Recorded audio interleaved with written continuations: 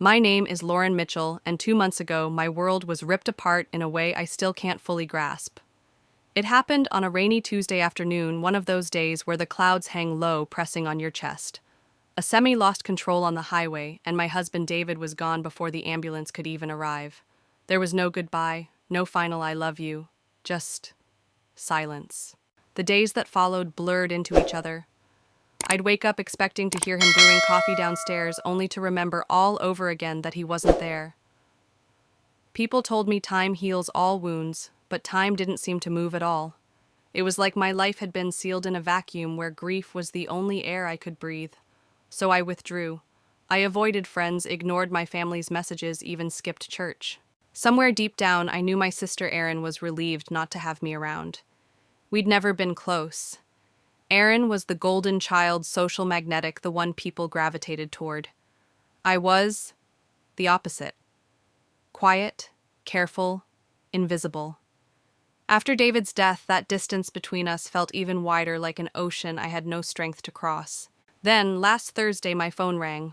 I almost didn't pick up until I saw her name flash across the screen. Erin. For a moment I hesitated, my thumb hovering over the button. Why now? Why her? My chest tightened with the familiar ache of mistrust, but I answered anyway. Her voice was honey-sweet. Hey, Lore, I'm throwing a birthday party for little Mason this Sunday. You have to come. He's turning 1. I'd never even met Mason. Part of me wanted to decline outright. What business did I have, stepping into a house filled with balloons and laughter when my own home felt like a tomb? But another thought slid in quietly. Maybe this was a chance. A step, however small, toward something resembling life again. I pictured myself there, maybe holding Mason, maybe even laughing with Erin like we used to as kids before things got messy. And in that fragile moment of hope, I said yes. That's when I need to tell you this isn't a story about healing. Not in the way you think. It's about what happens when the one invitation you accept in months turns out to be the opening move in a betrayal so sharp it carves right through you. And if you've ever had your trust shattered in one single moment, you'll know why I'm telling this. If you've been there, if you've felt that cut drop alike, and share your own turning point in the comments, because what comes next, you won't see it coming. By the next morning, I was second-guessing my decision to go. The idea of walking into Erin's home smiling through a room full of strangers felt exhausting. But the small spark of hope I'd felt on the phone wouldn't go out, so I decided if I was going, I'd go prepared. I drove into downtown Cedar Grove, weaving past the familiar coffee shop where David used to wait for me after work. My chest tightened, but I forced myself to keep driving. This wasn't about the past. It was about taking a step forward, even if it was shaky. The upscale gift shop sat on the corner, its big windows catching the late morning sun. Inside, the shelves were lined with silver rattles, porcelain figurines, and baby blankets, soft enough to melt in your hands. I wandered for a while until my eyes landed on a sterling silver feeding set spoon fork and a tiny cup engraved with a delicate oak tree. The weight of it felt good in my hands, solid, permanent, like a quiet blessing for Mason's future. I paid for the gift, letting the shopkeeper wrap it in cream-colored paper tied with a silk ribbon. As I walked out, the bag swinging lightly at my side, I caught myself imagining handing it to Erin, her smile softening her eyes, crinkling the way they used to when we were teenagers sharing secrets under the covers. Maybe this really could be a first step back to some version of family. That hope carried me through the next few days. I even tried on a few dresses, settling on a deep blue one David had always said brought out my eyes. It felt strange to care about my appearance again, but maybe that was the point. Sunday arrived too quickly. The sky was bright, almost painfully cheerful. I parked a block from Erin's house, my palms sweating despite the cool air. Standing on her porch, I took a deep breath and rang the doorbell. The door swung open to a rush of warm air scented with vanilla cake and some expensive perfume I couldn't name. Inside the house glittered literally.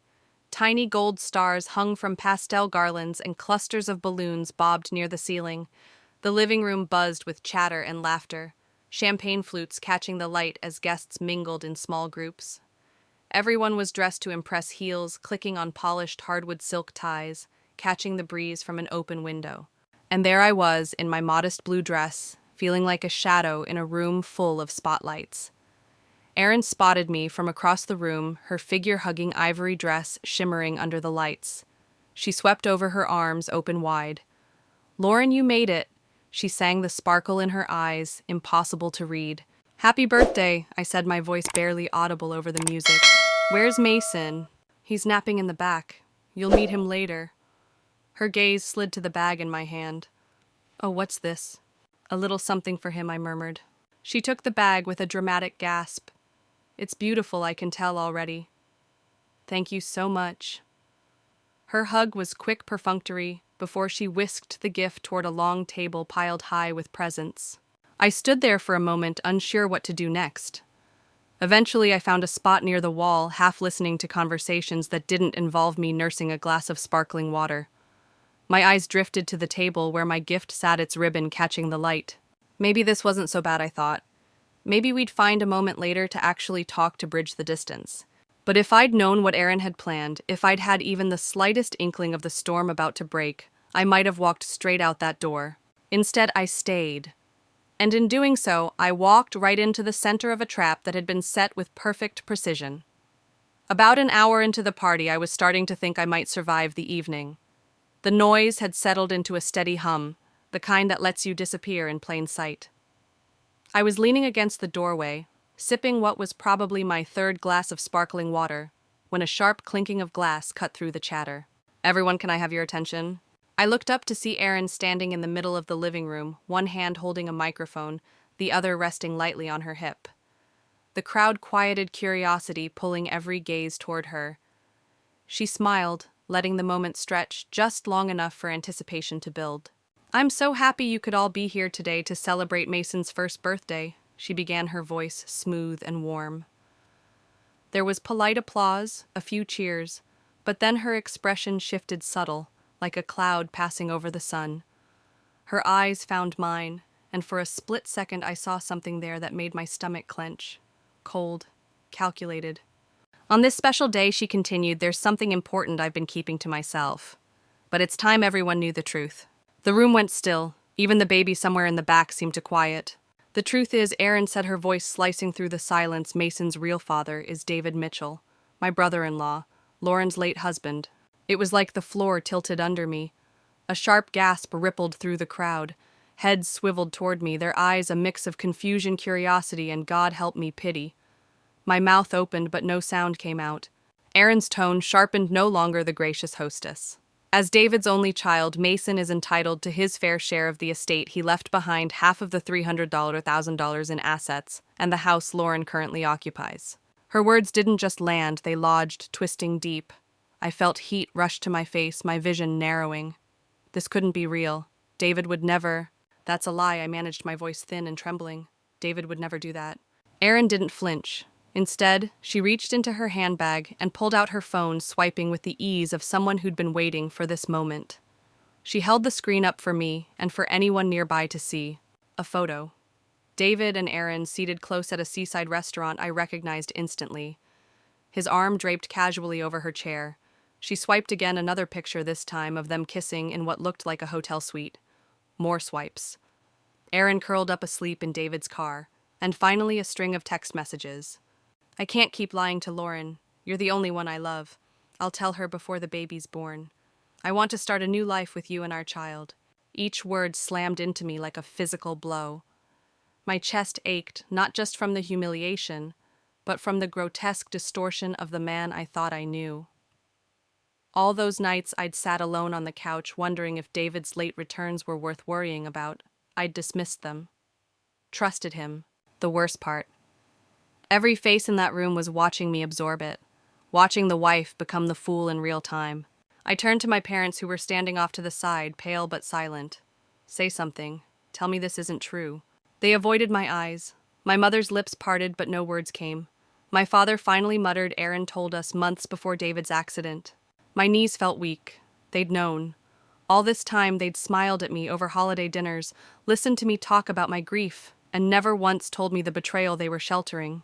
In that instant, something in me cracked. Not just trust, but the very foundation of who I thought I could rely on. There wasn't a single person in that house who was on my side. I didn't say another word. I just stepped back, burning their faces into my memory, and walked out the door into the cool evening air. I remember thinking the chill would wake me up from this nightmare. It didn't. This was no dream. This was war.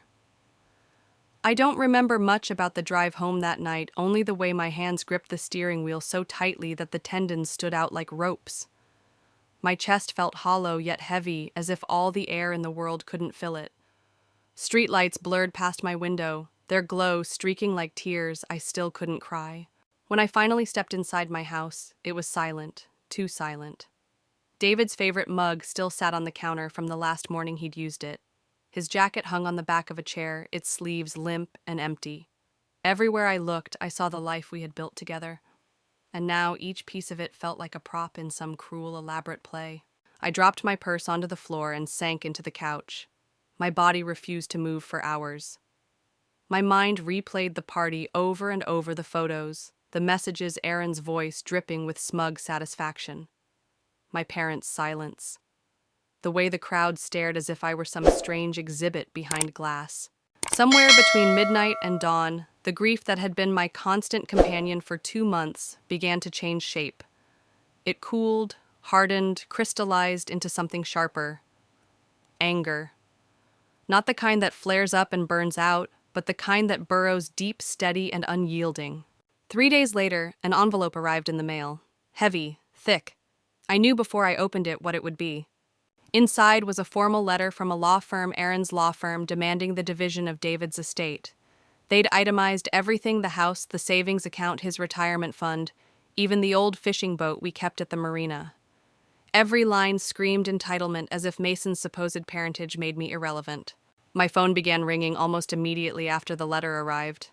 First my father, his voice tense. "Lauren, let us explain." Then my mother, using that soft, coaxing tone she always pulled out when she wanted something. "Don't make a scene. Do it for the child."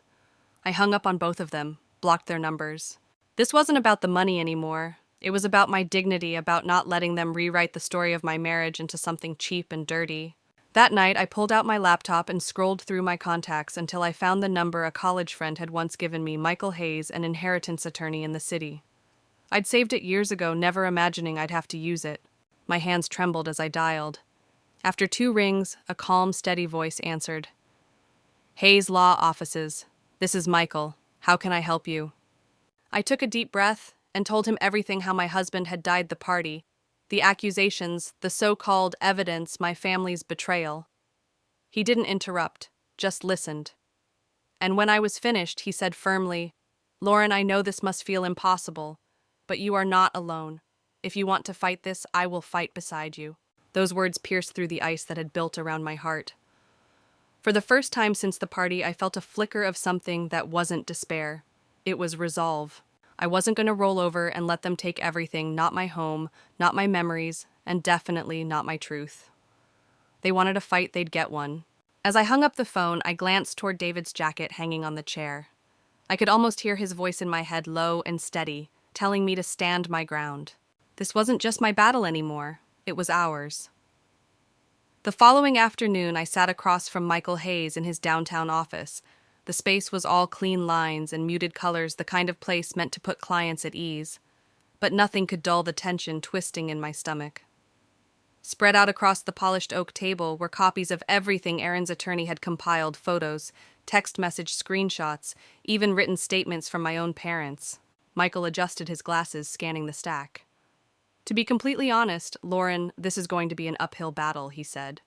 "The so-called evidence is detailed, and the fact that your parents are supporting her claim, well, the court may see that as credible." I nodded stiffly. I'd already accepted this fight wouldn't be easy, but hearing it from him still felt like a blow. "So what do? We look for weaknesses," he replied. "We don't have to prove she's lying beyond all doubt, just enough to cast serious suspicion. But for that, we need something concrete, a contradiction, a truth she can't manipulate." I left his office feeling the weight of every doubt pressing on me. That night I sat on the couch, staring blankly at the muted television, my mind looping through every conversation, every moment from the past few months. Was there anything that could crack Aaron's story open? My phone buzzed on the coffee table. The caller ID lit up: Margaret Mitchell, David's mother. I hesitated before answering. Lauren, her voice was warm but threaded with concern. I heard about the party and the court case. My throat tightened. It's bad, Margaret. Her lawyer has all this supposed evidence and my own parents are backing her. Michael says my chances aren't great. There was a pause on the line, and when she spoke again, her voice had shifted firmer with an edge I'd rarely heard from her. Then, it's time you knew something I've kept to myself for years. It's the only way to protect David's name. I sat up straighter. What are you talking about? Meet me tomorrow. I can't say it over the phone. But I promise you, Lauren, this will change everything. The next morning, we met at a small coffee shop off Main Street. Margaret slid into the booth across from me, her hands folded tightly around a worn leather envelope. Her eyes met mine. David never betrayed you, she began. Months before the accident, Aaron started showing up where David worked, calling him constantly. He tried to keep it from you, said he didn't want you dragged into family ugliness. Everything she showed at that party, it was fabricated. My pulse quickened. But the texts, the photos? Margaret shook her head and pushed the envelope toward me. These are David's medical records. From years ago. After a car accident in college, he was diagnosed with azoospermia, complete infertility. Mason can't possibly be his son. I stared at the papers, the black and white print swimming in my vision. This was it. This was the undeniable truth Aaron couldn't twist. Relief washed through me in a wave so strong it left me dizzy, not just because this would help me win, but because it meant David had never been unfaithful. Margaret reached across the table, resting her hand on mine. If you've ever been in a fight where you had to choose between silence and standing up, you know what you have to do now. And if you do, share that choice in the comments, because people need to hear they're not alone. I nodded, gripping the envelope like a lifeline. For the first time in weeks, I felt like I was holding the power, not them. Walking back to my car from that coffee shop, I clutched the leather envelope so tightly my knuckles went white. Inside was more than just paper. It was the truth sealed in medical jargon and hospital stamps, the kind of truth no courtroom could ignore. Every step I took felt heavier, but in a different way than before. Not the weight of grief or humiliation, but of purpose. At home, I spread the documents across my dining table and read them again, slowly this time. Diagnosis, azoospermia, probability of natural conception, 0%. The date on the report was from over a decade ago, long before David and I had even met. My eyes caught the note in the margin about permanent infertility due to trauma sustained in motor vehicle accident. It was clinical cold, and yet to me it was an unshakable confirmation.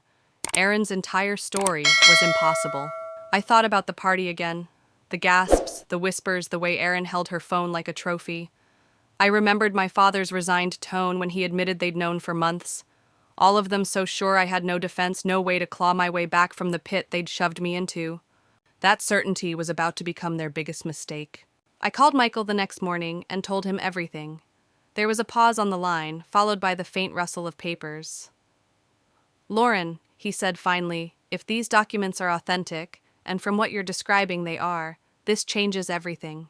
We can use this not only to dismantle her claim, but to question the credibility of every witness she brings." We spent the next week preparing. Michael had the records independently verified by a medical expert just to make sure there was no possible challenge on authenticity. He also began drafting a motion to request a DNA test between Mason and David's biological mother, Margaret. The night before the first court date, I barely slept. I kept picturing the inside of the courtroom, the wooden benches, the high ceilings, the faces of people who once claimed to love me now lined up against me. I wasn't naive. I knew Aaron would come armed with more theatrics, more ways to paint herself as the wronged party. When the day came, I walked into the courthouse with Michael on one side and Margaret on the other. The three of us didn't speak much. We didn't have to. The quiet was its own kind of strength. Inside, Aaron sat at the plaintiff's table, in a simple black dress, hair pulled back, makeup understated. It was a performance, a calculated attempt to look somber and dignified. Her attorney kept leaning in to whisper in her ear, and each time she nodded with an air of righteous calm that made my skin crawl. The proceedings began, and as expected, Aaron's side went first. She told her story with a trembling voice, weaving in details designed to tug at the judge's sympathy. My parents took the stand after her, their testimonies perfectly aligned with hers, right down to the timelines. From the corner of my eye, I could see people in the gallery shaking their heads in pity for me. I let it wash over me. I knew what was coming.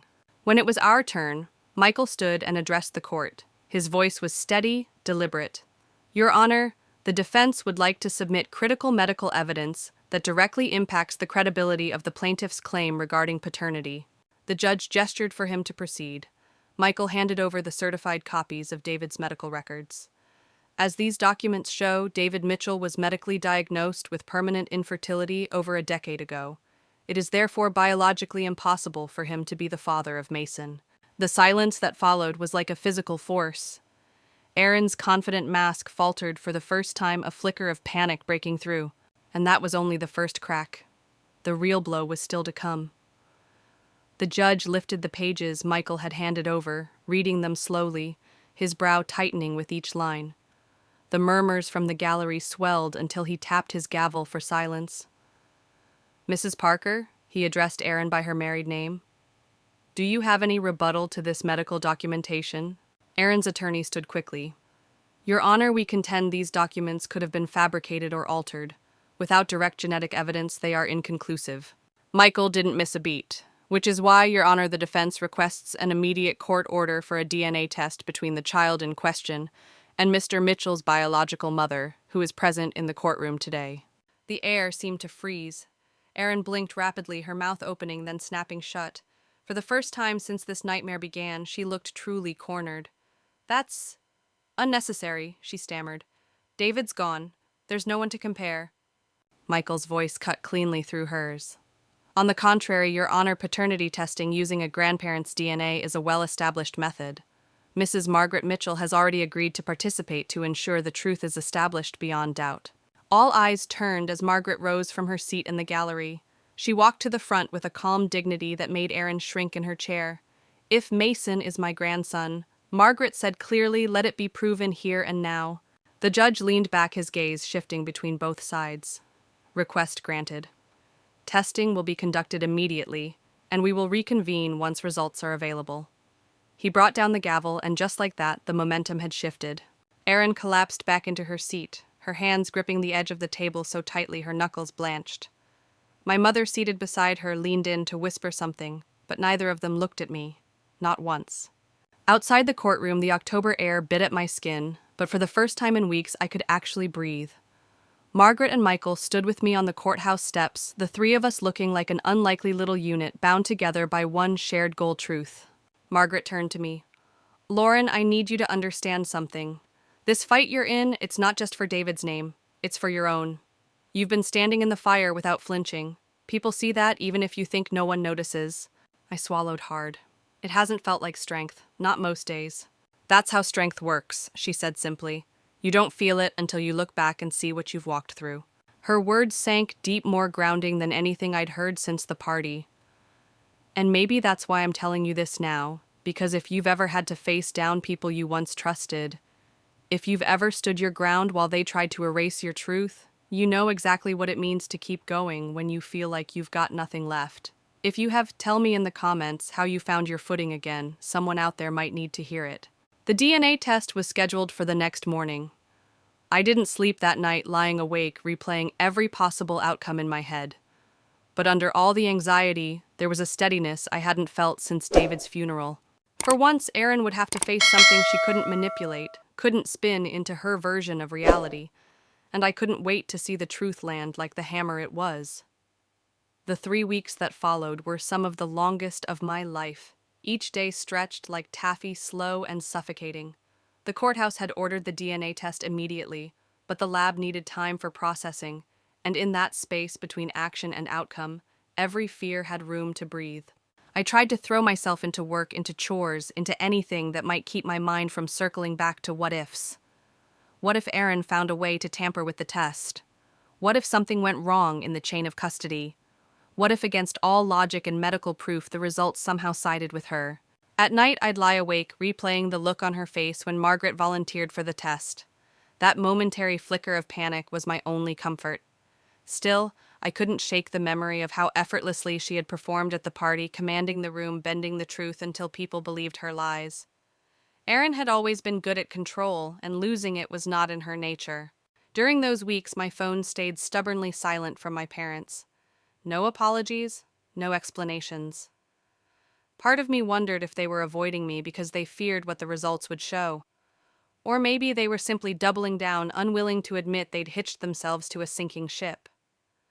Margaret, on the other hand, called me every few days, not to pry, not to rehash the case, but to check on me.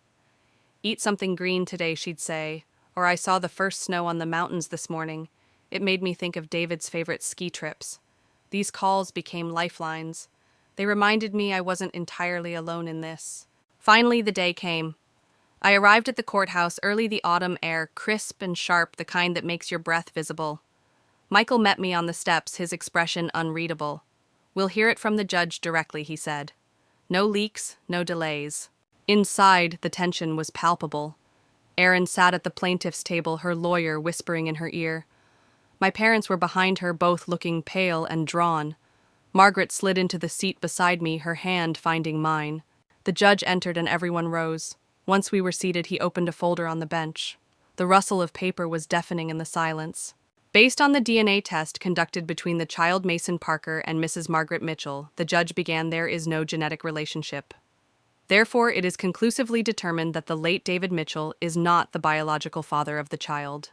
The words landed like a stone dropped into still water. Shock waves rippled through the courtroom.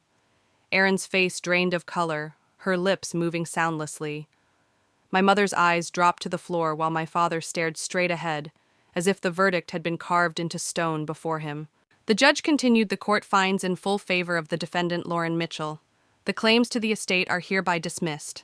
For a heartbeat, the room was frozen. Then the murmurs began, low, disbelieving, electric. I barely heard any of it. All I could focus on was the pressure of Margaret's hand in mine, and the sudden, almost dizzying sense of weight lifting from my chest. We filed out into the hallway, the echo of our footsteps filling the space. Outside, the cold air hit me, but instead of biting, it felt clean, almost purifying. Michael clapped me lightly on the shoulder. "That's it. It's over." And yet I knew the fight wasn't entirely finished. Not until I decided how to face the people who had stood against me, and what to do with the hollow space they'd left behind. The moment I stepped outside, I spotted them. My parents waiting near the courthouse steps. They looked smaller somehow, as if the verdict had stripped away the armor they'd been wearing for months. My mother's cheeks were flushed, eyes glossy, while my father's jaw was set in an expression that teetered between regret and stubborn pride. "Lauren," my mother began, her voice cracking, "please, listen to us." She reached for my arm, but I pulled back. My father stepped forward. "We were wrong. Jenny," he caught himself. "Erin fooled us. We truly thought she was telling the truth." I let out a short, humorless laugh. "You thought she was telling the truth while I sat there crying over infertility treatments? While I buried my husband and you stood by pretending to be the caring parents?" My voice was calm, but every word felt like a blade. My mother's tears spilled over. We didn't know how to tell you. And when we realized it was too late." "No," I said quietly. "It wasn't too late. It was just inconvenient." They both flinched. I could see they wanted me to soften, to offer some opening, but I didn't. Not after the months of silence, the looks of pity that were really just cover for complicity. They hadn't just been passive observers, they'd been part of the stage crew, making sure Erin's performance went off without a hitch. "You want forgiveness because it will make you feel better," I continued. "But what you did can't be brushed away with an apology." Their eyes darted to Margaret, who was standing a few feet away, watching the exchange, with a quiet protectiveness that made my chest tighten. My father muttered something about family sticking together, but I cut him off. "Family?" I shook my head. "Family doesn't weaponize your grief against you. Family doesn't side with a liar when the truth is standing right in front of them." Without waiting for a response, I reached into my bag, pulled out my phone, and deleted their contact information in front of them. The action was quiet, final, more powerful than shouting could ever be. "We're done," I said simply. I turned and walked toward Margaret, who gave me a small nod as if to say she understood without needing to hear a single word. We started down the steps together, the cold wind wrapping around us like a shared shield. "Are you okay?" she asked softly once we reached her car. I took a deep breath, feeling the air fill my lungs without the usual weight pressing down. I will be, I answered. And for the first time in months, I meant it. On the drive back, I stared out at the bare trees lining the road, their branches sharp against the winter sky. There was a strange beauty in their starkness, nothing left to hide behind, just the truth of what they were. That was me now. I didn't know exactly what my life would look like without my parents in it. But I knew this: I'd rather have no family than one that would betray me. And sometimes that's the choice you have to make, to stop clinging to people who've shown you they're willing to let you drown. If you've ever had to walk away from people who share your blood, you know it's not easy. But it's better than losing yourself piece by piece. And maybe you can tell me in the comments, was it worth it when you chose yourself? Because for me, this moment, as raw as it was, felt like the start of something honest. We drove in silence for most of the trip back to my neighborhood. The city's skyline faded in the rearview mirror, replaced by stretches of bare fields and clusters of winter-burned trees. It wasn't until we were pulling onto my street that Margaret finally spoke. "You know," she said softly, "David would be proud of you." I kept my gaze on the houses rolling past the familiar mailboxes and cracked sidewalks. For what? For losing most of my family in one afternoon. For protecting the truth, she replied. For not letting them write over your life with their lies. Her words sat heavy but warm in my chest. When she pulled into my driveway, I turned to face her. "Margaret, I can't thank you enough. Without you, without those records, I don't know where I'd be right now." She gave me a faint smile. "You'd still be standing. I've seen that in you since the day I met you." I unlocked the front door and stepped into the house that had felt like a battlefield since David's death. Only now it was quieter, not the suffocating silence of grief, but something closer to stillness. Margaret followed me inside, setting her purse on the counter. We made tea sitting across from each other at the kitchen table like old friends rather than in-laws bound by tragedy. For the first time, I asked about David's childhood, not the curated stories he used to tell me, but the small, imperfect moments only a mother would know. She told me about the time he'd tried to build a treehouse and fallen out of the first branch, and how he once came home with a stray dog he swore he'd keep, even though it belonged to the neighbors. We laughed, really laughed, and the sound startled me. I realized how long it had been since my voice carried that kind of lightness. When she finally left, the house didn't feel quite as empty. I stood in the doorway for a long moment after she drove away, my breath clouding in the cold air. That's when it hit me: I had been looking for a family in people who were willing to betray me, when right in front of me was someone who had fought for me without hesitation. It wasn't about replacing what I'd lost. It was about choosing who I let in from now on. I went upstairs, opened the closet where David's jacket still hung, and for the first time in months, I didn't feel that crushing ache in my chest. I felt gratitude, because the love we'd had was real, and no one's lies could take that from me. And if you've ever stood in that same place, where you realize the people who stand beside you by choice are worth more than those who share your blood, you know exactly why I'm saying this. Tell me in the comments who your real family is, the one you've chosen, and why they matter to you. That night, I slept without nightmares. The battle in court was over, but a new chapter was just beginning, and I intended to write it with people who deserved a place in my life. A week after the verdict, I got a letter in the mail with no return address. I didn't have to open it to know who it was from. The handwriting on the envelope was my mother's, neat and deliberate, the same way she used to write notes for my lunchbox when I was a kid. For a few minutes, I just stared at it on the kitchen counter. Part of me wanted to rip it up without reading a word. Another part, a smaller, quieter part, wondered if maybe this was it, the real apology I'd been waiting for my whole life. I gave in and slid my finger under the seal. The letter inside was 3 pages long.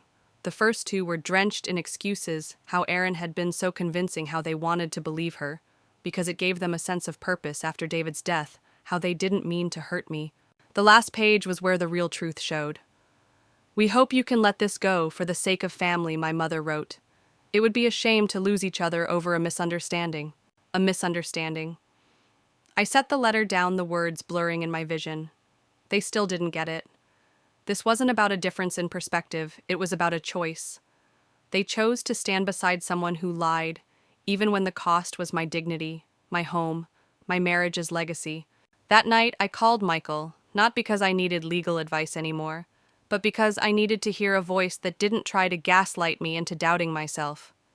We talked about mundane things at first, whether his next case, but before hanging up, he said, "You know, you don't owe anyone a relationship, right? Not even your parents." It was something I'd known deep down, but hearing it out loud gave me a strange sense of relief. The next day, I took the letter, folded it neatly, and tucked it into the back of my filing cabinet. Not because I wanted to keep it, but because I wanted a reminder. A reminder of why I'd made the choice to walk away and why I wasn't going back. Margaret stopped by that afternoon with 2 cups of coffee. We sat in the living room and I told her about the letter. She listened without interrupting, her face calm but her eyes sharp. "They're trying to rewrite the ending," she said finally. "People do that when they can't stand to see themselves as the villain in someone else's story." She was right, and that's when I realized my story wasn't theirs to edit anymore. If you've ever had someone try to rewrite your truth to paint over the parts that make them uncomfortable, then you know why I'm telling you this. Drop a like and share in the comments the moment you took your story back. Someone else might need the courage to do the same. Later that evening, I pulled out a notepad and started making a list, not of grievances, but of goals. Things I wanted to do now that I wasn't stuck in survival mode: redecorate the living room, take a trip out west, maybe even enroll in that photography class I'd always put off. The list wasn't long yet, but it was mine. And for the first time in months, the future didn't feel like something that was happening to me. It felt like something I could shape. 2 weeks later, I got a call from Michael that pulled me right back into the remnants of the battle I thought was over. "Lauren," he said, "Aaron's attorney filed a request to reopen negotiations over the estate. They're claiming emotional damages from the public nature of the trial." For a moment, I thought he was joking. She humiliated me in front of dozens of people at a party, tried to take my house, lied under oath, and now she wants damages. Michael sighed. "It's a long shot, but they're trying to salvage something. I can shut it down, but it will mean going back before the judge one more time." The thought of seeing Erin's face again made my stomach twist, but I wasn't about to let her walk away thinking she could still push me around. "Set the date," I told him. When the day came, the courtroom felt smaller than before, like the walls themselves were leaning in to listen. Erin sat with her attorney, dressed in soft beige this time, the picture of fragile innocence. Her eyes darted toward me once, quick and sharp, before she turned back to shuffle some papers. The hearing was short. Michael stood and addressed the judge with the kind of calm precision that left no room for argument. "Your Honor, the plaintiff's claim of emotional damages is without merit. Any distress experienced was the direct result of her own actions and fabrications, which were proven false through conclusive DNA evidence. This case was dismissed in full, and there is no legal basis for reopening it." The judge didn't even ask Erin's attorney to respond before ruling. "Motion denied. This matter remains closed." The gavel hit the block with a sound that felt like finality. Erin's mask cracked, then a tightness around her mouth, a twitch in her jaw. She looked at me, really looked, for the first time since the DNA results, and there was no mistaking what I saw in her eyes. Not remorse, not even anger. Just the sour taste of losing. I walked out of the courtroom with my head high, Margaret waiting for me in the hallway. "It's over," she said simply. "Really over this time," I replied, and for the first time I believed it. We went to a little diner on the edge of town, the kind with chipped mugs and pie that tastes like someone's grandmother made it. Over coffee, Margaret leaned in. "You know, Erin will tell her version of the story to anyone who will listen, but people aren't stupid. The truth has a way of sticking, even if lies get the first lap around the track." She was right. I didn't need to control the narrative anymore. I'd done what I had to do in court. The rest would sort itself out. Driving home, I thought about how easy it would have been to give up months ago, to sign whatever papers Erin's lawyer sent to avoid the mess of a trial. But if I had, she'd still be holding that false victory over me. If you've ever been in that spot when giving in feels easier than fighting back, I want you to hear this. Leave a comment if you've stood your ground even when it was exhausting. Those stories matter because they remind the rest of us that strength is a choice we get to make. That night I slept with the windows cracked open, the cool spring air drifting through the room. It carried a quiet I hadn't felt in so long, not the silence of loss, but the peace of having nothing left to fear from the people who'd tried to break me. The weeks after that last hearing felt different, not just calmer, but lighter, as if the air in my house had shifted. I could move from room to room without the constant buzz of dread under my skin. Still, I knew there were pieces of my life I hadn't picked up yet. One afternoon, I found myself in the spare bedroom, the one that had quietly turned into a storage space for everything of David's I couldn't bear to part with. Boxes lined the walls, labeled in my handwriting, "Close books, Misk." I sat on the floor and opened one. Inside were his old flannel shirts, the ones that still faintly smelled of cedar, and that soap he always used. I folded them carefully, placing them in a bag to donate, but one shirt stopped me, a deep green one with a small tear at the cuff. He'd worn it on our last trip to the mountains, where we'd spent an afternoon hiking and ended up sitting by a lake until sunset. I kept that one, hanging it in the back of my closet, not because I needed the memory to hurt, but because I wanted one thing that was ours alone. That night I got a call from an unknown number. Against my better judgment, I answered. It was Erin. Her voice was tight brittle. "I'm not calling to apologize," she said immediately. "I just want you to know you ruined more than you realize. Mason will grow up knowing his aunt dragged his mother into court." I almost laughed. "No, Erin. Mason will grow up knowing his mother lied. And someday when he's old enough, he'll decide what to do with that truth." She hung up without another word. I stood there in the kitchen for a long moment, the quiet hum of the refrigerator the only sound. Her words didn't sting the way I thought they might. If anything, they cemented something I'd been slowly coming to understand. I didn't need her acknowledgement, her remorse, or even her understanding. My peace didn't hinge on her. Later that week, Margaret invited me to a small community event, a fundraiser for the local library. It wasn't anything fancy, just neighbors milling around tables with homemade pies and donated books. But it was the first time I'd been in a room full of people since the trial without feeling like every eye was on me. A woman I didn't recognize struck up a conversation asking how I knew Margaret. When I told her, she smiled. "She talks about you like you're her own daughter." I glanced across the room at Margaret, who was laughing with a group near the coffee table.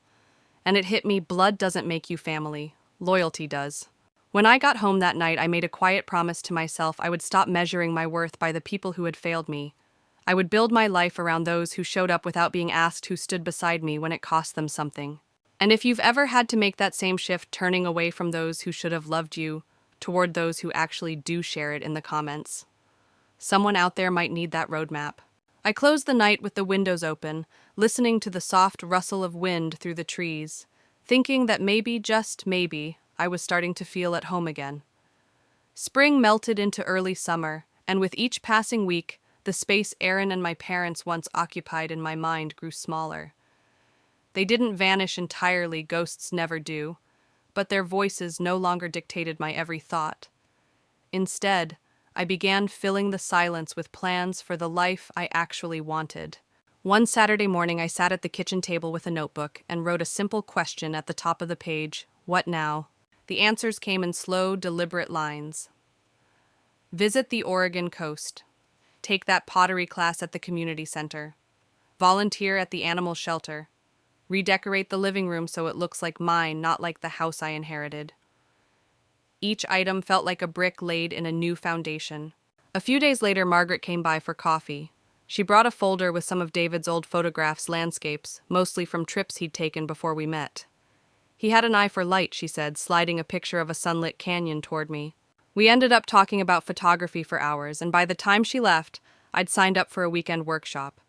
That class led to another, and soon my evenings were filled with the click of a camera shutter instead of the echo of past conversations. Then in mid-June, I got another letter from my parents. Unlike the first, this one was short, just a single paragraph. They said they were moving out of state to be closer to extended family and hoped someday I'd reconsider. I didn't reply. Instead, I slipped it into the same drawer as the first, where it could stay as a reminder of the choices I wasn't willing to undo. A week later, Margaret and I drove out to the lake where David and I had spent so many weekends. It was quiet, the kind of quiet that doesn't feel empty, but full of water, lapping against the shore, of birds, calling from the trees. We sat on a bench and shared a thermos of coffee, watching the sun break over the horizon. "You know, she said you could sell the apartment in the city. Use the money for something that's yours, not just what's left of him." I thought about it for a moment. The apartment was beautiful, but every corner held a memory I didn't want to relive. "You're right," I said. "I think it's time." On the drive back, I felt lighter, as though letting go of that place was another step toward reclaiming my life. And maybe that's the thing people don't always understand. Moving forward doesn't mean erasing the past. It means choosing which pieces you carry and which you set down. If you've ever had to make that choice, you know it's not simple. Tell me in the comments what you decided to keep and what you left behind. That evening, I listed the apartment with a real estate agent. By the time I turned out the lights, I felt something I hadn't felt in over a year: anticipation for what came next. The apartment sold faster than I expected. Within 3 weeks, the paperwork was finalized and the funds hit my account. I stared at the balance on the screen, knowing I could do anything with it. Travel, invest, buy a new home. But my first thought was of Margaret. She had given me more than legal help or emotional support. She'd given me a safe place to stand when the ground had been ripped from under me. The idea came to me suddenly, and once it landed, it wouldn't leave. The next morning I drove to her house. She answered the door in a faded sweatshirt, clearly not expecting company. "Lauren, is everything okay?" "Better than okay," I said, stepping inside. I handed her an envelope with a single sheet of paper inside. She opened it and frowned, scanning the document. "The deed to the apartment," she asked. "It's yours," I told her. "Sell it, keep it, rent it out, do whatever you want. Consider it my thank you for everything you've done for me." Her eyes widened, then filled with tears. "Oh, Lauren, I can't accept this." "You can," I said firmly, "and you will, because this isn't just gratitude. This is me choosing my family, and you're it." For a long moment she didn't speak. Then she reached out and hugged me, the kind of embrace that makes you feel steadier just by standing in it. "You've given me more than property," she whispered. "You've given me a daughter." We spent the rest of the afternoon sitting at her kitchen table, talking about what we'd do next. She wanted to visit the coast. I wanted to take a road trip through the mountains. By the time I left, we had a list of places to see and things to do, a map for the future that didn't include looking over our shoulders. That night, I sat on my porch with a cup of tea, watching the sun sink below the trees. For the first time in so long, the quiet didn't feel like absence. It felt like space I could fill however I chose. And if you've ever reached that point when you finally see that you're free to build your own life with your own people, share it in the comments. Someone might need to hear that it's possible. I didn't know exactly what the next year would look like, but I knew it would be mine. Every decision, every mile, every face at my table chosen, not inherited. And that choice was worth everything I'd been through to get here. 6 months have passed since that day on Margaret's porch, when I handed her the deed and told her she was my family now. Life hasn't turned into some perfect picture. Grief still shows up in small ways, like an unexpected song on the radio, or catching a glimpse of a green flannel shirt in my closet. But it's different now. The memories don't hollow me out, they fill me. I've gone back to work full-time, taking on projects that challenge me instead of just pay the bills. On weekends, Margaret and I keep to our list: 2 trips to the coast so far, 1 drive through the mountains, and a dozen afternoons spent at the local art museum. We talk about David sometimes, but always in a way that celebrates who he was, not how he left. The letters from my parents still come now and then. I don't open them. I've learned that closure doesn't always come from someone else's words. It comes from living a life they no longer get to influence. The apartment money gave me the freedom to breathe, but the real wealth is something I couldn't buy: peace. The kind that comes when you stop waiting for people to be who you hoped they'd be and start building a life around the ones who already are. If there's one thing I hope you take from my story, it's this: blood is not the same as loyalty, and survival is not the same as living. You have the right to walk away, to protect your truth, to choose the people who will fight for you without asking. And if you believe that too, if you're ready to claim your life as your own, subscribe, share your story in the comments, and let's keep writing the next chapters together.